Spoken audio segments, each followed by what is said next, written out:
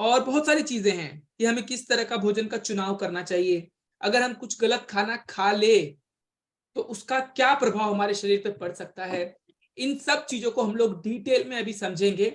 कुछ टर्म्स ऐसे होंगे ना, कुछ बातें ऐसी होंगी जो आपको शायद समझ में ना आए, बिकॉज कुछ बुकिश चीजें हैं, कुछ वर्ड्स ऐसे हैं, शब्दों का कुछ ऐसा चयन होगा जो शायद आपको क्लियरली आपको समझ में ना आए। बट एक चीज मैं बताता हूं आपको, आपको ये समझने की कोशिश नहीं करनी है आपको कि मैं कौन से वर्ड्स का यूज कर रहा हूं, बट आपको ये समझने की कोशिश करना है कि एक्चुअली वो चीजें जो मैं बता रहा हूँ वो फंक्शन कैसे करते हैं, वो ऑपरेट कैसे होते हैं।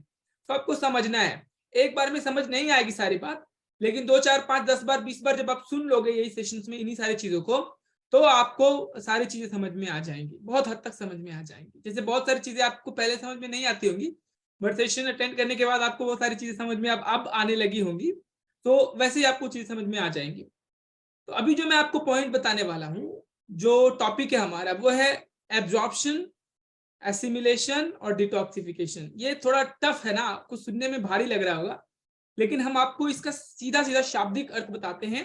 खाने का शरीर में लगना और उन बचे हुए वेस्टेज का हमारे बॉडी से निकलना, इसी सारे प्रोसेस को, कितना सीधा साधारण सा बात है। खाने का शरीर में लगना और जो खाना नहीं लग पाता है उसका शरीर से निकास होना, इसी को बोलते हैं एब्जॉर्प्शन, एसिमिलेशन एंड डिटॉक्सिफिकेशन। तो इन चीजों को अगर आप समझेंगे, स्पेशली जो हमारे कोचेज हैं, मैं स्पेशली आपको रिक्वेस्ट करूंगा कि आप ध्यान से समझे, ताकि आप हमारे जो और जो कस्टमर्स हैं, जो हमारे क्लाइंट्स हैं, जो हमारे क्लब मेंबर्स इनको हम लोग बोलते हैं, हमारे क्लब मेंबर्स को आप अच्छे से गाइड कर पाए। हो सकता है उन्हें समझ में ना आए सारी बातें, इसके लिए जरूरी है कि आप पेपर पेन लेके बैठिए, बिकॉज जो बातें मैं बताऊंगा वो आपको बहुत हेल्प करने वाली है। राइट, तो चलिए, तो क्या टर्म्स मैंने बताया आपको? एब्जॉर्प्शन। तो मेन फोकस मैं आपको एब्जॉर्प्शन पे रखूंगा। एब्जॉर्प्शन और एसिमिलेशन एक प्रोसेस है, इसको बोलते हैं खाने का शरीर में लगना। उस खाने का जो अंतिम कहते हैं जो रिजल्ट होना चाहिए, आप जो भी खाना खाते हैं, जिस भी फॉर्म में खाते हैं, उसका अंत में क्या होता है, उसको हम लोग एसिमिलेशन कहते हैं।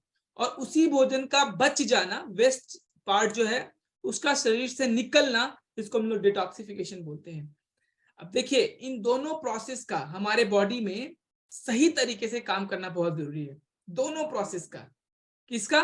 खाने का लगने का भी और शरीर से वेस्टेजेस का बाहर निकलने का भी, दोनों प्रोसेस इक्वली इंपॉर्टेंट है। सिर्फ आप ऐसा नहीं कह सकते कि खाना शरीर में लग जाए और आपका कम काम चल जाएगा, ऐसा नहीं है। जितना जरूरी है खाने का शरीर में लगना, उतना ही ज्यादा जरूरी है वेस्टेजेस का हमारे बॉडी से बाहर निकलना। तो चलिए, पेपर पेन लेके बैठिए, बहुत सारे पॉइंट्स होंगे जो मैं आपको आज बताने वाला हूं। राइट, तो सबसे पहले हम लोग समझेंगे एब्जॉर्प्शन किसको कहते हैं। तो इसको समझने के लिए हम थोड़ा सा डाइजेशन के प्रोसेस को समझेंगे। डाइजेशन भी एक अलग चैप्टर है।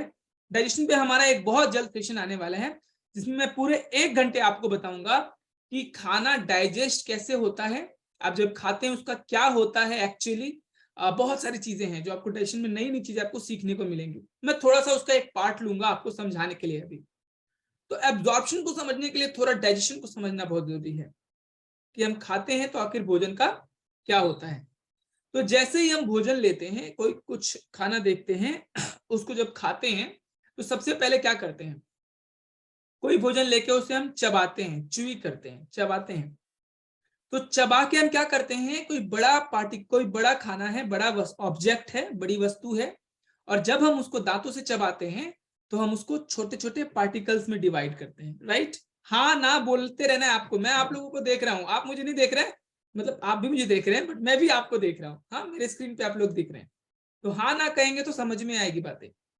तो क्या होता है, जब आप खाना खाते हैं उसका फर्स्ट स्टेज क्या होता है? हम कोई ऑब्जेक्ट देखते हैं, मान के चलिए एप्पल है, हमने एप्पल देखा और एप्पल को खाया। हाँ, तो जैसे ही हमने एप्पल को खाया, हम उसको मुंह में लेते हैं और चबाते हैं, उसको छोटे छोटे पार्टिकल में बांटते हैं। वो पार्टिकल जब चबाते हैं, उसके दौरान डाइजेशन का प्रथम प्रक्रिया होता है, जिसको हम लोग, जो सलाइवाज हमारे मुंह में होता है उसके साथ वो पार्टिकल घुलता है, मिलता है, वो फर्स्ट स्टेप होता है डाइजेशन का। सलाइवास का क्या मतलब, क्या होता है? लार। हमारे मुंह में जो लार होते हैं ना, वो एक्चुअली डाइजेशन का एक प्रमुख, आप कह सकते हैं कि प्रमुख एंजाइम होता है। लार, जो हमारे मुंह में लार बनता है, तो हमारे मुंह में सलाइवरी ग्लैंड्स हैं, लार ग्रंथियां हैं जो सलाइवास प्रोड्यूस करती हैं मुंह में, यानी कि लार प्रोड्यूस करती हैं। तो हम क्या करते हैं, लार को चबाते हैं मुंह से, चबाने के बाद जब वो चिपचिपा हो जाता है तो हम उसे स्वैलो करते हैं, मतलब निकल जाते हैं, राइट। जब हम निकलते हैं उसको तो वो फूड पाइप एसोफेगस से होते हुए हमारे स्टमक में जाता है, पेट में।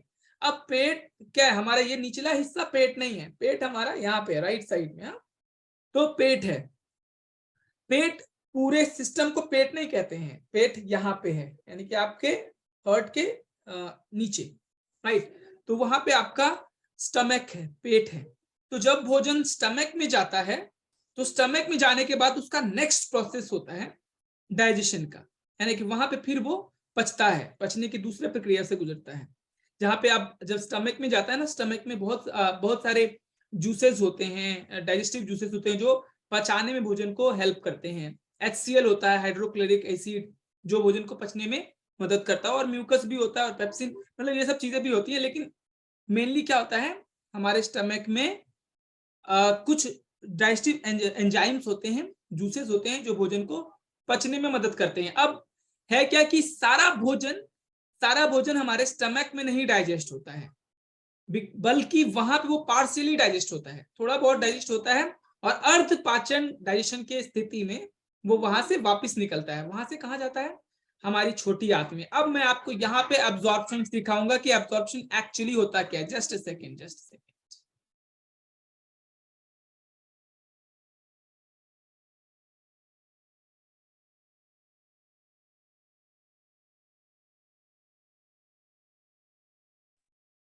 यस, तो जब दूसरे प्रोसेस में जाता है, यानी कि स्मॉल इंटेस्टाइन, अब है क्या कि आपके स्टमक से स्मॉल इंटेस्टाइन जुड़ा होता है, यानी छोटी आंत, और ज्यादा करके भोजन का जो पचने का जो सिलसिला होता है वहीं पे खत्म होता है। अब उसी को वहां पे हम लोग का एब्जॉर्प्शन होता है, राइट। अब आपको इस चीज को ध्यान से समझना है, एब्जॉर्प्शन क्या होता है। तो आपकी जो छोटी आंत है, नॉर्मली आपका फूड 80% वहीं पे डाइजेस्ट हो जाता है। छोटी आंत में होते हैं,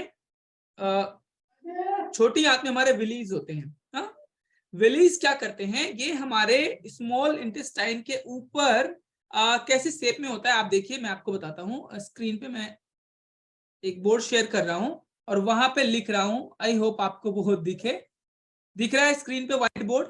यस, व्हाइट बोर्ड दिख रहा है, व्हाइट बोर्ड दिख रहा है स्क्रीन पे, हाँ ना, हाँ तो कहिए। Very good. सो देखिए, मैं वैसे तो मेरी आदत नहीं है स्क्रीन पे लिखने की, हम तो सब दिन हम लोग पेपर पेन पे लिखते हैं, थोड़ा सा ऊपर नीचे होगा, आप लोग को समझना है। तो हमारे स्मॉल इंटेस्टाइन में, यानी कि हमारी छोटी आंत में, इस तरह के देखिए, इस तरह का बना हुआ रहता है, दोनों तरफ से कुछ ऐसा बना हुआ रहता है, उंगलियों के शेप में, इस तरह का, ये विलेज इसको बोलते हैं। इस तरह से बना हुआ होता है, इस तरह से, ये ऊपर से और ये नीचे से, दोनों तरफ से इस तरह से उंगली के आकार की छोटी छोटी बहुत सारे विलीज होते हैं, बहुत सारे। इसको क्या बोलते हैं हम लोग, विलीज,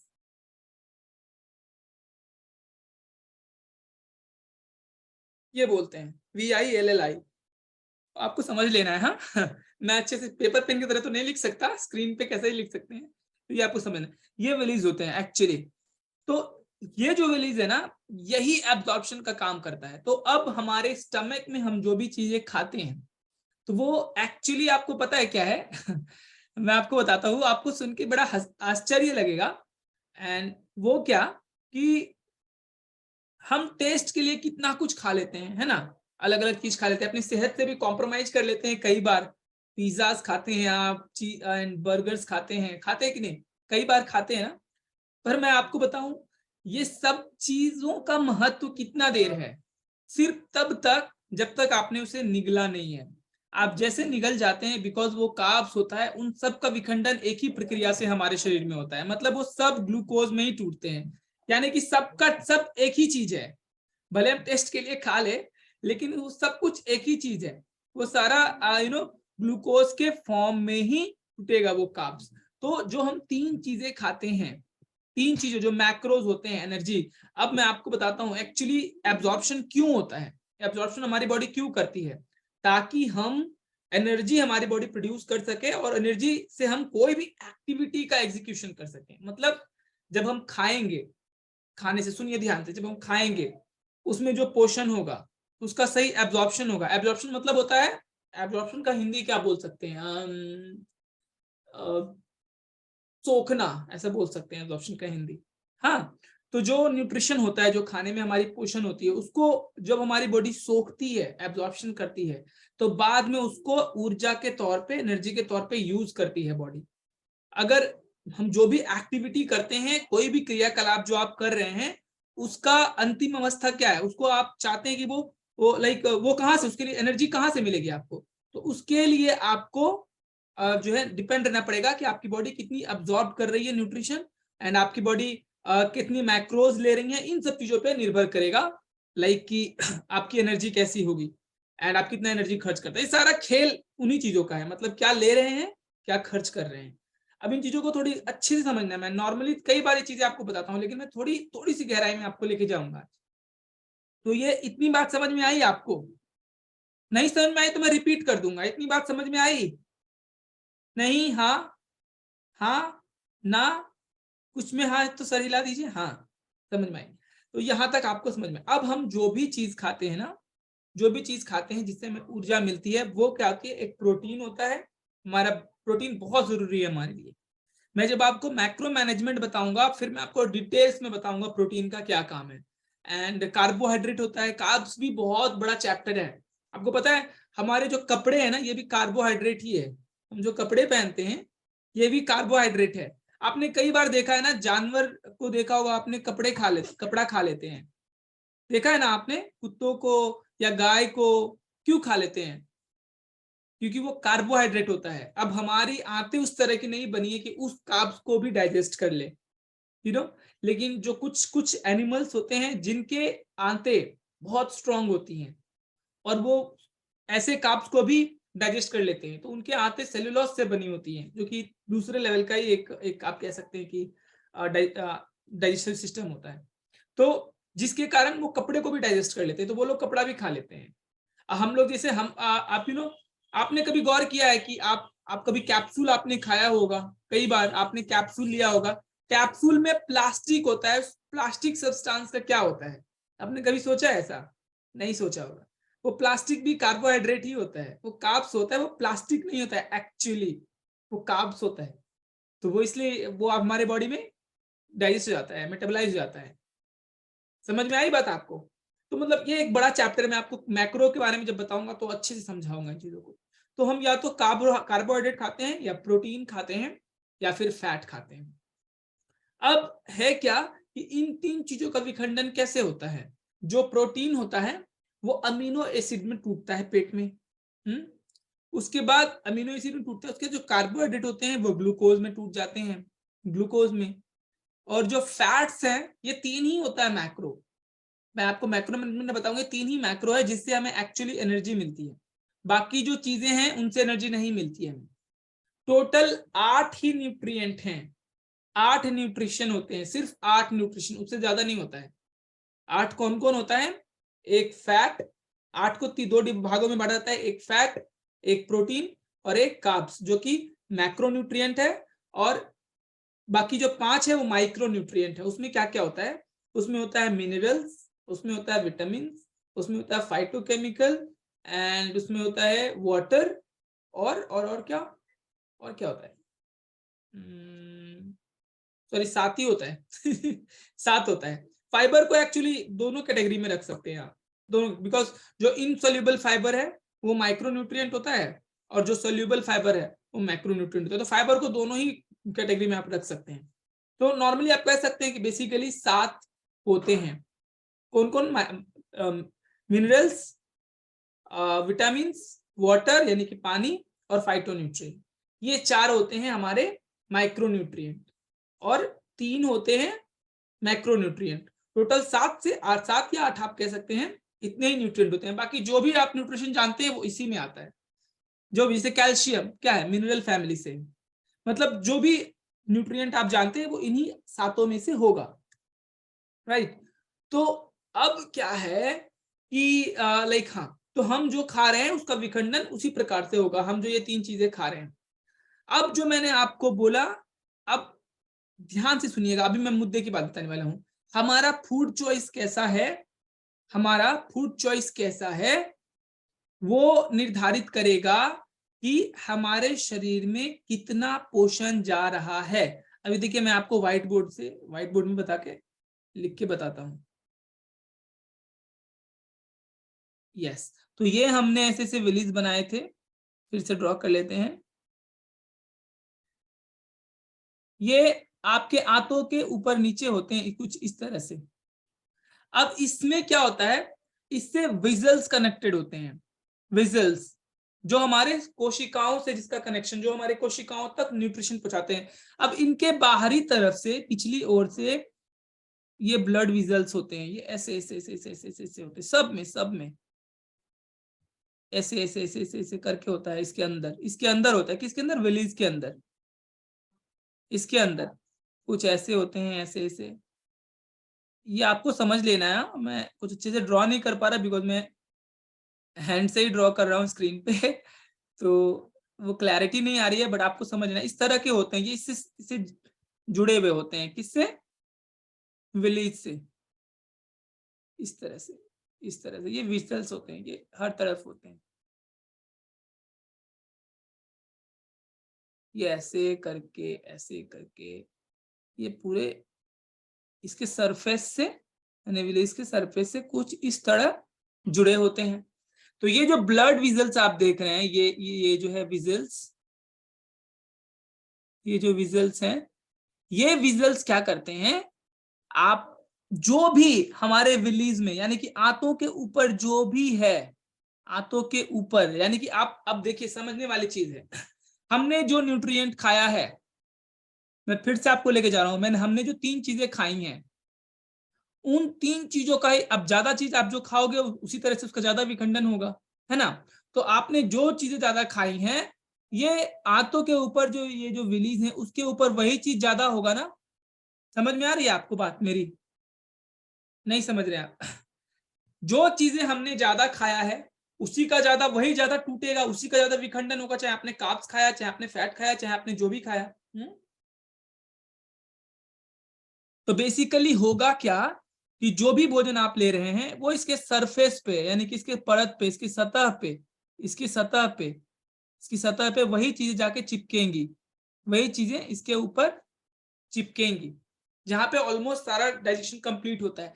तो अब ये जो ब्लड विजल्स हैं, ब्लड विजल्स जो जुड़ी हुई हैं आपके विलीज से, ये क्या करेंगी, उन्हीं चीज को एब्जॉर्ब करेंगे, उन्हीं चीजों का एब्जॉर्प्शन होगा। इसको हम लोग एब्जॉर्प्शन कहते हैं।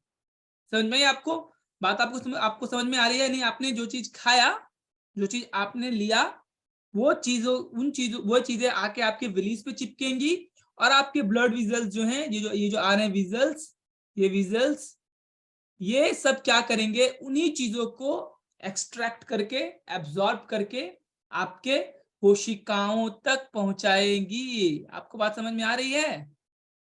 मुकेश जी क्यों लिख रहे हैं स्क्रीन पे, मुझे नाम दिखता है जो लोग स्क्रीन पे राइट करते हैं, राइट। तो यस, तो आपको समझ में आई बात, एब्जॉर्प्शन किसको कहते हैं? इतना समझ में आ गया तो हाथ हिला के बताइए, आ गई बात समझ में? जरा मैं एक बार आप सब लोगों का चेहरा देख लूं। हाँ, अगर यहां तक बात समझ में आई तो एक बड़ा सा हैंड वेव करके मुझे बताइए यहां तक आपको समझ में आ गई बात। Very nice, very nice, very nice. Last तक रहिएगा, कुछ गुड न्यूज देने हैं आपको, राइट। तो इसको हम लोग बोलते हैं एब्जॉर्प्शन। अब जब ये एब्जॉर्ब हो गया, एब्जॉर्प्शन के बाद तब इसका होता है एसिमिलेशन। एब्जॉर्ब कर लिया, अब उन न्यूट्रिएंट का होता है यूज, जिसको हम लोग एसिमिलेशन कहते हैं। जैसे बॉडी में डीएनए का बनना, डीएनए क्या होता है आप सबको पता ही होगा। जैसे बॉडी में डीएनए, आरएनए, ये सब चीजें होती हैं, इन चीजों का, ये चीजें जो हमारी बॉडी में बनती हैं, इन सब चीजों में उसी एब्जॉर्ब किए हुए न्यूट्रिएंट से ये सारी चीजों का निर्माण होता है। जो एनर्जी हाउसेज हैं आपके बॉडी में, वो इन्हीं सब चीजों से चलती हैं। मतलब आपके बॉडी ने कितना न्यूट्रिएंट एब्जॉर्ब किया है, इस प्रक्रिया, इसके बाद की जो प्रक्रिया है उसको हम लोग बोलते हैं एसिमिलेशन, यानी कि अब उससे न्यूट्रिएंट एब्जॉर्ब कर लिया, अब उससे आपको प्रोडक्ट मिलना है, यानी कि उससे कुछ बनना है, उसको हम लोग बोलते हैं एसिमिलेशन। तो ये इस पूरे प्रक्रिया को बोलते हैं एब्जॉर्प्शन एंड एसिमिलेशन। इतना बात समझ में आया आपको? अब मेरा सवाल आपसे है, क्या आपको नहीं लगता है कि आपका फूड चॉइस अच्छा होना जरूरी है? बिकॉज अगर आपका फूड चॉइस अच्छा नहीं होगा, अब समझते हैं, सीधा सीधा समझते हैं, अगर आपने ज्यादा तेल खाया, हाँ, ज्यादा तेल आप खाएंगे, ज्यादा ऑयली फूड खाएंगे, तो क्या होगा? आपका वजन बढ़ जाएगा। हाँ, ज्यादा ऑयली फूड खाएंगे तो। गलत बोल रहे हैं आप लोग मेरा क्लास अच्छे से अटेंड नहीं करते। मैंने कितनी बार बताया आपको कि ऑयल खाने से वेट नहीं बढ़ता है, कार्ब्स खाने से बढ़ता है। ऑयल खाने से आर्टरीज ब्लॉक होते हैं, आर्टरीज में ब्लॉकेज होता है, समझ रहे हैं? अगर आप ज्यादा ऑयल खाएंगे ना, तो आर्टरीज जो है, जो ब्लड लेके जाते हैं, हार्ट जिसको ब्लड देता है, आर्टरीज, धमनियां, वो ब्लॉक होंगी अगर आप ज्यादा तेल खाएंगे तो अगर हम ज्यादा तेल खाते हैं तो क्या होगा? हमारे ब्लड विजल्स ज्यादा ऑयल लेंगे, बिकॉज हमारे विलीज पे क्या होंगी? ज्यादा ब्लड, ज्यादा फैट, फैट मॉलिक्यूल ज्यादा हमारे विलीज पे होगा, राइट? अगर आप ज्यादा फैट खाएंगे, सुनिए ध्यान से, फैट का मतलब है फैटी एसिड। जो फैट आप खाते हैं ना, उसको डाइजेस्ट करने के लिए लीवर एक बाइल जूस प्रोड्यूस करता है। ये जो छोटी आंत है वो लीवर से भी कनेक्टेड होता है, पैनक्रियास से भी कनेक्टेड होता है। तो लीवर क्या करता है? एक बाइल प्रोड्यूस करता है फैट को डाइजेस्ट करने के लिए। समझ में आ रही है बात आपको? तो जो ये जो जब फैट आपका जब टूटता है तो वो फैटी एसिड बनता है, और वही फैटी एसिड, अगर ज्यादा फैट खाओगे, वो फैटी एसिड आपके विलीज पे आके चिपके रहेंगे, और आपका ब्लड विजल्स वही फैटी एसिड लेके जाएगा, उसको न्यूट्रिशन नहीं मिलेगा। लेकिन अगर आप न्यूट्रिशन वाली चीजें खाते हैं, जैसे आप शेक लेते हैं, फॉर एग्जाम्पल मैं बताऊं, अभी मैं क्या पी रहा हूं, बताइए आप लोग, बताइए मैं क्या पी रहा हूं? नहीं, शेक नहीं है, इसमें प्रोबायोटिक है, एंड कॉम्प्लेक्स फाइबर है, बीटा हर्ट है, एंड स्किन बूस्टर है। ये 4 चीजें मैंने इसमें मिलाई हुई, तो ये मैं ले रहा हूँ एक्चुअली। हाँ, तो जैसे आप शेक लेते हैं, जो आपका फूड चॉइस है मैं उस पर बताता हूँ। अगर आप प्रोटीन शेक लेते हैं तो अब आपके विलेज पे क्या होंगे? ज्यादा अमीनो एसिड्स होंगे। पूछिए क्यों? पूछिए क्यों? क्योंकि प्रोटीन कैसे टूटता है? अमीनो एसिड में, और अमीनो एसिड आपके लिए बहुत जरूरी है, आपके मसल्स के लिए बहुत जरूरी है, मेटाबॉलिक फंक्शन को अच्छे से चलने के लिए बहुत जरूरी है अमीनो एसिड। जो प्रोटीन जो टूटता है अमीनो एसिड के रूप में, और अमीनो एसिड हमें चाहिए होता है हमारे स्ट्रेंथ के लिए, हमारे इम्यूनिटी के लिए, हमारे मसल्स ग्रोथ के लिए, हमारे मेटाबॉलिक फंक्शन को दुरुस्त करने के लिए बहुत फायदा है उसका। ठीक है?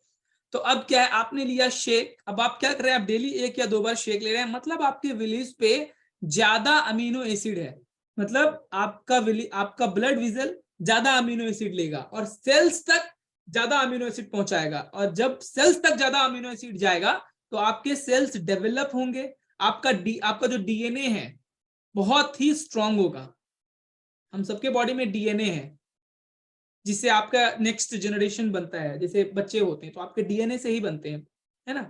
तो क्या है कि अब आप जैसा फूड चॉइसेस रहेगा आपका, वैसा आपका डीएनए बनेगा, वैसे ही आपके सेल्स बनेंगे, वैसे ही मतलब आपका ओवरऑल ग्रोथ वैसे ही होगा। आपको बात मेरी समझ में आ रही है? सो मेरा एक सवाल है आपसे, बताइए, ये शेक अगर आप लेते हैं, प्रोटीन शेक, तो ये सिर्फ वेट लॉस के लिए है या लाइफ लॉन्ग आपको फिट रखने के लिए है? आपका बताइए आंसर, 1 या 2। सिर्फ वेट लॉस के लिए या फिर लाइफ लॉन्ग फिट रखने के लिए? 1 या 2? 2। आप में से ज्यादातर लोगों ने 2 किया है। यही रीजन है, बिकॉज जो फूड चॉइस आप करेंगे, वेट लॉस तो कैलोरी मैनेजमेंट है। आप मेरे यूट्यूब पे जाइए, कैलोरी मैनेजमेंट की वीडियो देखिए, आप पूरा चीज समझ जाएंगे। हमारा कैलोरी मैनेजमेंट का प्रोग्राम भी होगा, मैं उसमें भी बताऊंगा, आप समझ जाएंगे। वेट लॉस तो कैलोरी मैनेजमेंट से हो जाता है, बट ये न्यूट्रिशंस जो हैं, ये एक्चुअली हमारे ओवरऑल ग्रोथ के लिए, हमारे टोटल विकास के लिए हमारे शरीर की जरूरत, आवश्यकता है। तो इसीलिए आपका फूड चॉइस बढ़िया, बेटर होना बहुत जरूरी है, बहुत अनिवार्य है कि आपका सही फूड चॉइस हो। और आप ज्यादा फूड, अगर आपके गलत फूड चॉइसेस होंगे तो मैंने आपको क्या बताया, उसका एंड रिजल्ट क्या होगा, आप समझ गए, ब्लड वेसल्स वही एब्जॉर्ब करेगा। अब पॉइंट क्या है कि जो चीजें बच जाती हैं उनका क्या होता है। तो अब ये मैं एक्चुअली आपको डिटॉक्सिफिकेशन के क्लास में डिटेल में बताऊंगा कि कैसे हमारा बचा हुआ खाना कोलन में जाता है, वहां से क्या होता है, एक लेंदी प्रोसेस है, उसको समझाना। मैं नॉर्मली आपको बताता हूँ, जो वेस्टेज बच जाते हैं खाने के, उन्हें हमारे बॉडी से होना पड़ता है डिटॉक्सिफाई, करना पड़ता है डिटॉक्सिफाई, जिसको हम लोग डिटॉक्सिफिकेशन प्रक्रिया, अपशिष्ट पदार्थों का शरीर से निकलना इज कॉल्ड डिटॉक्सिफिकेशन प्रक्रिया। अपशिष्ट पदार्थ जो आपके बॉडी में, हमारे बॉडी में रह जाते हैं, हम सबके बॉडी में है, उनका शरीर से निकलना बहुत जरूरी है, नहीं तो वो हमें बीमार बनाते हैं, राइट। तो मेनली हमारे बॉडी में ऐसे तो 7 ऑर्गन्स बोलते हैं, लेकिन मेन 5 ऑर्गन्स हैं, मेजर 5 ऑर्गन्स जो डिटॉक्सिफिकेशन करती हैं। सबसे पहला आपका लिवर। लिवर आपके बॉडी से डिटॉक्सिफिकेशन की प्रक्रिया करती है, यानी कि अपशिष्ट पदार्थों को बाहर निकालती है। जितना भी चीज आप खाओगे ना, उलूल झलूल जो खाना है, दिल के बाद शरीर का कोई दूसरा सबसे महत्वपूर्ण अंग है तो वो लिवर ही है। आप जो भी खाना खा रहे हैं उसमें जो भी ऐसी चीजें हैं जो नहीं होनी चाहिए, उसको लीवर आपके बॉडी से डिटॉक्सिफाई करता है। सो फर्स्ट डिटॉक्सिफिकेशन क्या है, लीवर। दूसरा आपकी किडनी। आपको पता है हमारे पूरे दिन भर में एक डेटा था मेरे दिमाग से, शायद निकल रहा है, इतने सारे स्टडीज रहते हैं तो कई बार दिमाग से, शायद मैंने पढ़ा था 140 से 150 लीटर ब्लड। वैसे तो ब्लड हमारे बॉडी में 5 लीटर के आसपास ही होता है, पर उसको इतने बार किडनी को प्यूरिफाई करना पड़ता है, उसको लगभग एक, अगर हम उसे अलग अलग करके निकाले तो 140 से 150 लीटर ब्लड को प्यूरिफाई करता है वो किडनी, मतलब फिल्टर करता है एक्चुअली। तो इन सब करने के बाद बॉडी से फिर 1 से 2 लीटर पानी जो वेस्टेज होता है, जो हम यूरिन के थ्रू बॉडी से निकालते हैं। तो कितना प्रोसेस, कितना काम करना पड़ता होगा किडनी को। तो किडनी हमारा सेकंड मेजर डिटॉक्सिफिकेशन ऑर्गन है। उसके बाद हमारा स्किन, हमारी जो त्वचा है, ये भी बहुत जरूरी है। ये हमारे बाहर से आने वाले डर्ट्स को, ये भी डर्ट पोल्यूशन, ये सब क्या है, ये सब भी कहीं ना कहीं हमें बीमार बनाती है। तो इन चीजों को हमारे शरीर से बाहर निकालता है। तो जब आप वर्कआउट करते हैं ना, तो आपके बॉडी से, आपके स्किन से डिटॉक्सिफिकेशन होती है, आपके स्किन से डिटॉक्सिफिकेशन होती है जब आप वर्कआउट करते हैं। तो हमारा लिम्फेटिक सिस्टम जो है वो भी डिटॉक्सिफिकेशन का एक मुख्य, आप कह सकते हैं कि स्तंभ है। उसके बाद रेस्पिरेटरी सिस्टम, यानी कि सांस लेने वाला जो सिस्टम है हमारा, सांस लेने छोड़ने वाला, वो डिटॉक्सिफिकेशन करता है। हमारा कार्डियोवास्कुलर सिस्टम वो डिटॉक्सिफिकेशन करता है। और एक और सबसे इंपॉर्टेंट, कोलोन, यानी कि मलाशय, नहीं मल मार्ग, शायद यही बोलते हैं हिंदी में, कोलोन। तो कॉलन से हमारे बॉडी से निकलता है वेस्टेजेस। ये सारे ऑर्गन्स हमारे शरीर से वेस्टेजेस को निकालते हैं। अब प्रॉब्लम ये है कि हमारे गलत फूड चॉइसेस के कारण ना हमारे खाने का असिमिलेशन हो रहा है। सुनिए ध्यान से आप लोग, हमारे गलत फूड चॉइसेस के कारण हमारे डेली लाइफ का ये हिस्सा हो गया है। हर किसी के घर में ये समस्या है। हमारा एक तो फूड चॉइसेस गलत है, गलत फूड चॉइस करते हैं हम लोग। सेकेंडली हमारे पास, सोच के देखिए आप लोग, बहुत गंभीर बात आपको बता रहे हैं, आप हमारे क्लब के मेंबर्स हैं इसलिए आपको ये बात पता है, बाकी बाहरी लोगों को ये राज का बात पता नहीं। क्यों, क्या हमारे पास कितने लिमिटेड ऑप्शंस हैं। ऑलरेडी सुनिए ध्यान से, ऑलरेडी हम सब लोग बीमार पड़ रहे हैं। क्यों, क्योंकि नेचुरली एयर पॉल्यूशन, वायु प्रदूषित है, जल प्रदूषित है, भोजन प्रदूषित है, ये सब तो नेचुरली पॉल्यूटेड हैं। उसके बाद ये सब तो हमें बीमार कर ही रहे हैं। इन सब के कारण हमारी लाइफ की एक्सपेक्टेंसी घट रही है, जो मैंने आपको पिछले कई बार बताया है। अनुमानित आयु हमारी क्यों कम हो रही है, इन्हीं सब चीजों के कारण, क्योंकि प्राकृतिक तौर पे ही हम बीमार पड़ रहे हैं। कुछ चीजों पे हमारा नियंत्रण ही नहीं है। अब वायु को प्रदूषण, वायु प्रदूषण मुक्त हम कैसे कर सकते हैं, अलग से जाके सांस तो कहीं लेंगे नहीं, इसी पर्यावरण में रहना है। तो क्या कहने का मतलब है, एक तो हम नेचुरल बीमार पड़ रहे हैं, और दूसरा क्या है, एक चीज ऐसी है जिसपे हम कुछ कर ही नहीं सकते हैं, दूसरा चीज पे हम कर सकते हैं वो चीज भी नहीं कर रहे हैं। सुनिए कितना जरूरी बात मैं आपको बता रहा हूं। दूसरा चीज क्या है, दूसरा चीज है आपका चॉइसेस, आपका चुनाव। आपका चुनाव कैसा है, खाने पीने को लेके, आपके जीवन शैली को लेके, सोने को लेके, स्ट्रेस मैनेजमेंट को लेके, इन सब का चुनाव हम कर सकते हैं, हम कर सकते हैं ये चीज। लेकिन क्या आप इसको भी लेके ढिलाई बरतते हैं? क्या अपनी सेहत को बाद में देखते हैं? आप बीमार पड़ने वाले हैं। यही सब कारण है कि भारत की लाइफ एक्सपेक्टेंसी घटती जा रही है। यही सब कारण है। एक तो हमारा खाना इतना प्रदूषित है, इतना, आपको पता है हंगर इंडेक्स में, एक अभी बताता हूं आपको, रिसेंट एक सर्वे बताता हूं WHO का, 121 देशों पे रिसर्च किया गया था हंगर इंडेक्स का। मतलब कहाँ के लोग कितने भूखे हैं, कहाँ के लोगों की खाने में पोषक क्षमता क्या है। और पता है कितना चौंकाने वाला रिजल्ट है, भारत 117वें नंबर पे है। हमसे सिर्फ 4 देश ही पीछे हैं, बाकी हम लोग सबसे आगे हैं हंगर इंडेक्स में। यानी हमारा खाना प्रदूषित है, हम भूखे रहते हैं, ज्यादातर लोग, भारत के लोग। भारत के भूखे रहने का मतलब क्या है? उनके खाने में न्यूट्रिशन डेफिशिएंसीज है, पोषण की कमी है। 117वें नंबर पे हैं हम लोग। मैं यूं ही नहीं बोल रहा, मैं सारे डेटाज आपसे शेयर करता हूँ। तो समझने वाली बात है कि आपके चॉइसेस कैसे होंगे। तो मेरा जो है, आप लोग विचार कीजिएगा जो मैं आपको बातें बता रहा हूँ, कि हम किस तरह का भोजन चूज करते हैं, हमें किस तरह का भोजन चूज करने की जरूरत है फिट और हेल्दी रहने के लिए। और बाकी मैं आपके साथ हूं ही, आपको स्टेप बाय स्टेप गाइड करने के लिए। हमेशा आपको याद रखिए, स्वस्थ रहना, सेहतमंद रहना आपके जीवन का गोल नहीं है, ये आपका जीवन शैली का हिस्सा है। आपको अच्छे चॉइसेस जीवन भर करने पड़ेंगे, आपको अच्छे माहौल की जरूरत जीवन भर है, आपको अच्छे गाइड की जरूरत जीवन भर है। जब तक आपको मेरे इतना नॉलेज ना हो जाए, जब तक आपको ये ना आ जाए कि अभी मैं अपना ख्याल रख सकता हूं, तब तक आपको इस कम्युनिटी की जरूरत है, आपके लोगों को इस कम्युनिटी की जरूरत है। तो आपको लोगों को भी बताना है इसके बारे में, राइट। तो आई होप आपको आज ये बातें समझ में आई होंगी कि हमें किस तरह का फूड चॉइसेस करना चाहिए, राइट।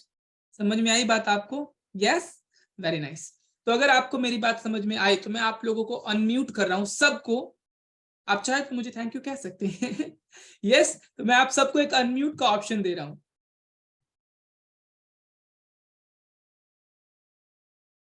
Just a second.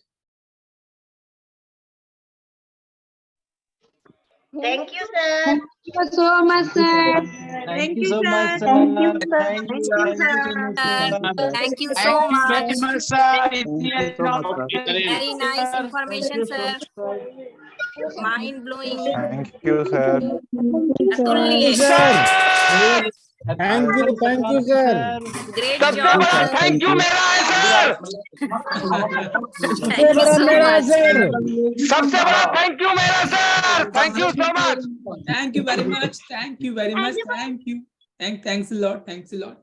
तो आई होप कि आज का जो टॉपिक था ये जरूर कुछ ना कुछ वैल्यू ऐड करेगा आपके फिटनेस में। यस, नाउ अब मैं कुछ चीजें बताता हूं। तो आज आपने एब्जॉर्प्शन एसिमिलेशन मैंने बहुत शॉर्ट में बताया, ये एक्चुअली एक लंबा चैप्टर है। तो मैं आपको मैक्रो मैनेजमेंट के बारे में डिटेल में बताऊंगा, कार्ब्स क्या होता है, क्या कैसे उसका होता है, एक चीजें मैं आपको बताऊंगा लिख के। और बहुत सारी चीजें हैं डाइजेशन के चैप्टर में, मैं आपको बताऊंगा कि हमको क्या ऐसा करना है जिससे हमारा ब्लड विजल्स जो रिलीज है वो साफ सुथरा रहे।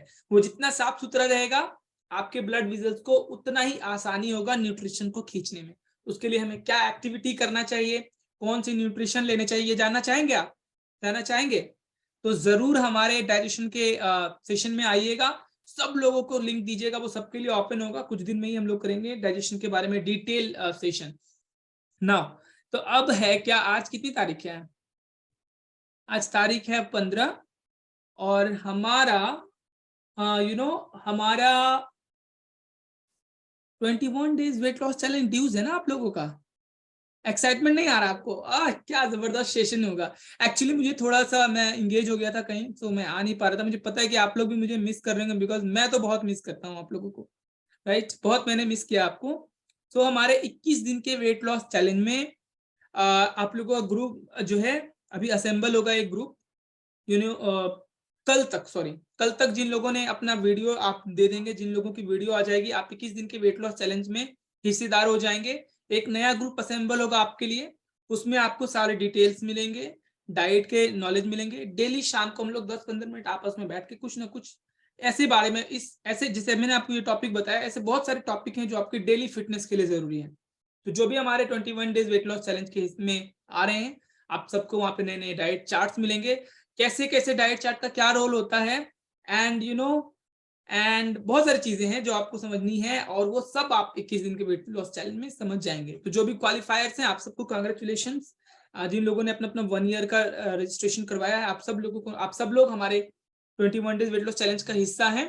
एंड आफ्टर दैट आपको क्या करना है, आपको एक वीडियो बनानी है। वीडियो कैसी आपको बनानी है, मैं आपको वीडियो बना के एक्चुअली अभी भेज दूंगा, मैं अपनी वीडियो बना के भेज दूंगा, वैसे ही वीडियो आपको मुझे भेजनी है। ग्रुप में भी आएगी आपको, जो भी 1 ईयर वाले में है आप लोग, 1 ईयर में ये ग्रुप में, जो 1 ईयर का ग्रुप है हमारा, उसमें भी आपको एक वीडियो आ जाएगा, वैसे वीडियो बना के आपको भेज देना है।